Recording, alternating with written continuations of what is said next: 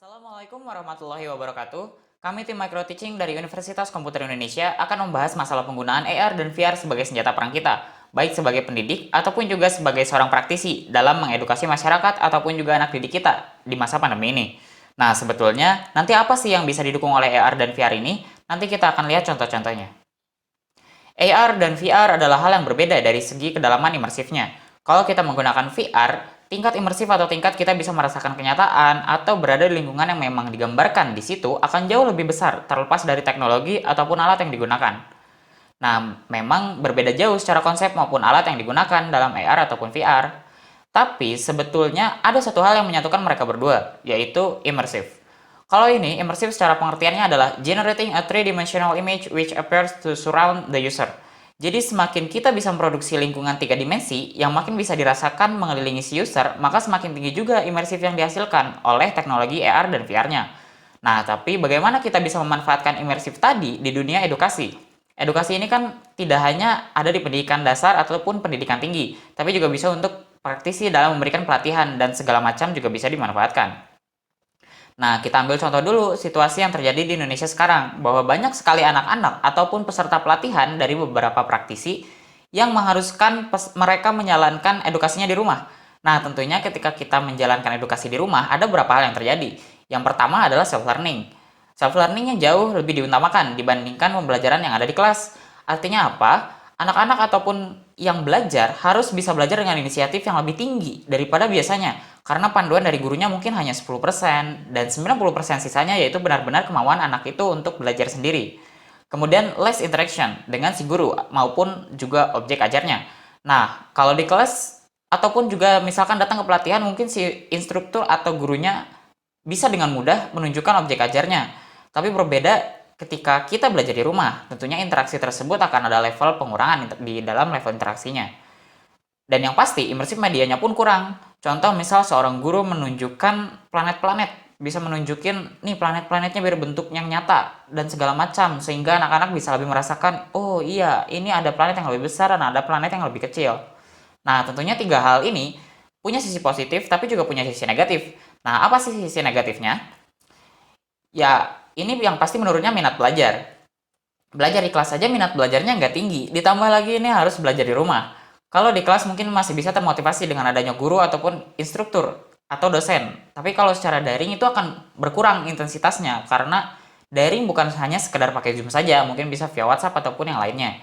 Kemudian kurangnya pemahaman terhadap materi. Artinya materi yang kita tunjukkan ya itu saja yang bisa dilihat.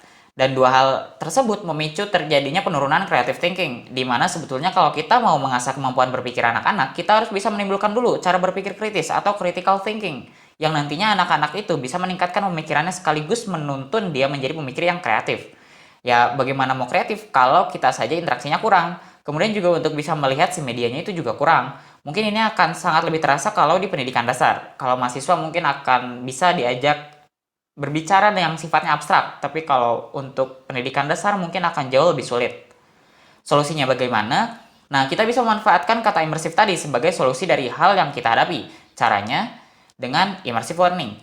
Poin pertama dari immersive learning adalah menyarankan untuk membuat interaksi lebih banyak dengan objek ajarnya. Lalu dalam proses pembelajarannya pun harus juga melibatkan aktivitas yang bisa dilakukan secara masif ataupun secara personal dan lebih banyak aktivitas di dalamnya supaya jauh lebih imersif.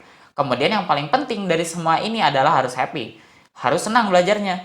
Tentu ketiga hal tersebut tidaklah mudah dan sederhana apalagi kita menghadapinya di masa pandemi.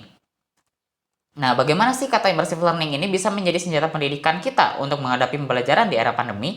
Ada tiga contoh produk yang bisa memperlihatkan contoh real bagaimana AR dan VR ini dimanfaatkan di dunia pendidikan. Yang pertama adalah Anatomy Now, membawa sebuah teknologi yang memanfaatkan AR dan VR untuk mempelajari anatomi tubuh manusia di bidang kedokteran.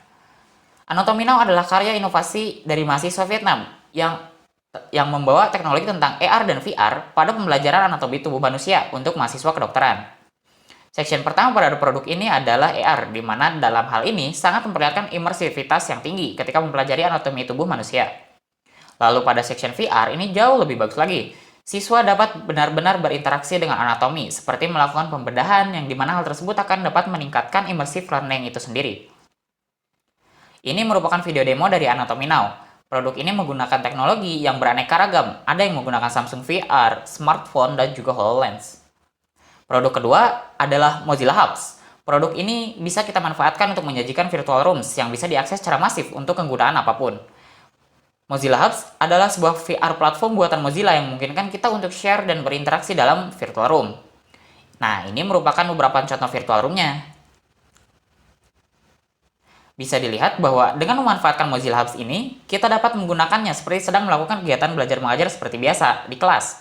Nah, cuman karena memang konsep dan infrastrukturnya ini cloud, ya diharapkan juga kita menggunakan fasilitas-fasilitas cloud seperti Google Slide untuk melakukan presentasi dibandingkan dengan menggunakan PowerPoint, sehingga nanti proses renderingnya bisa jadi lebih cepat dan juga lebih responsif. Ya, walaupun tidak dilarang untuk menggunakan teknologi lain, tapi sekali lagi kita berbicara tentang efisiensi dan keoptimalan sesuai dengan kebutuhan. Yang terakhir adalah Tanah Airku. Tanah Airku adalah aplikasi berbasis AR dan VR yang bermanfaat untuk keberlangsungan kegiatan belajar mengajar di mana target usernya adalah pendidikan di sekolah dasar dari kelas 1 sampai kelas 3. Nah, intinya produk ini ngapain aja? Simple sebetulnya. Ada show 3D object. Ya, seperti kita marker pointing ke smartphone, lalu smartphone-nya nanti showing something, lalu dia ada juga kartu Doremi yang kalau kita pointing kartunya pakai smartphone kita, nah itu nanti akan memainkan alat musik tradisional dan ada instrumennya juga. Untuk Tanah Airku ini, kita hanya ambil level C1 dan C2 saja pada taksonomi Bloom, yaitu remembering dan understanding. Jadi kita memposisikan konten yang kita tawarkan itu untuk anak dari segi mengingat konten kebudayaan dan memahami sebetulnya seperti apa kebudayaan Indonesia. Nah, ini ada demo untuk penggunaan bukunya. Jadi nanti anak bisa pointing ke bukunya pakai smartphone dan aplikasi Tanah Airku. Lalu buku tersebut nanti akan memunculkan konten pembelajaran anak tersebut. Kemudian ada coloring. Jadi nanti anak bisa memberi warna pada objek yang sudah disediakan. Kemudian nanti tinggal di pointing lagi menggunakan smartphone dan aplikasi Tanah Airku. Maka nanti warna yang di-apply ke objek tersebut akan muncul di layer sebagai 3D object. Kemudian ada lagi kartu Doremi yang bisa memunculkan bunyi dan bisa juga untuk memainkan instrumen. Jadi anak-anak bisa lebih senang untuk belajar seperti ini karena lebih interaktif. Nah, berikutnya ada evaluasinya.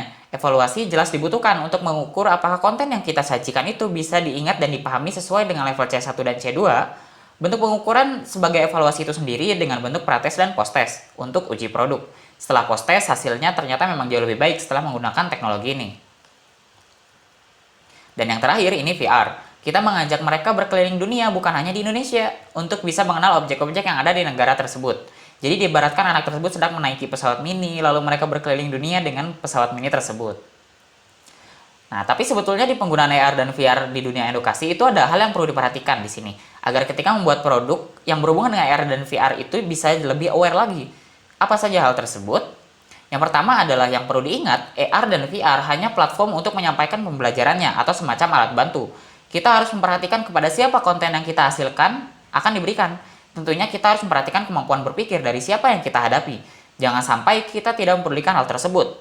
Lalu kita create konten yang sangat bagus dan detail, tapi ternyata targetnya hanya anak SD yang perlu belajar hal sederhana saja. Jadi tidak sesuai apabila disajikan dengan konten yang rumit. Bisa pelajari SCORM dan taksonomi Bloom untuk memperhatikan hal ini.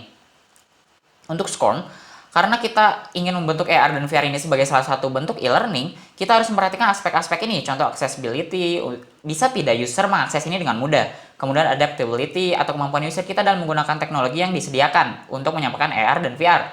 Affordability, bisa tidak teknologi kita mencapai user dari segi pendanaan. Kemudian durability atau seberapa mudah konten diterima oleh user, lalu interoperability, di platform mana teknologi yang kita gunakan dapat diakses, dan reusability juga tidak kalah penting untuk diperhatikan.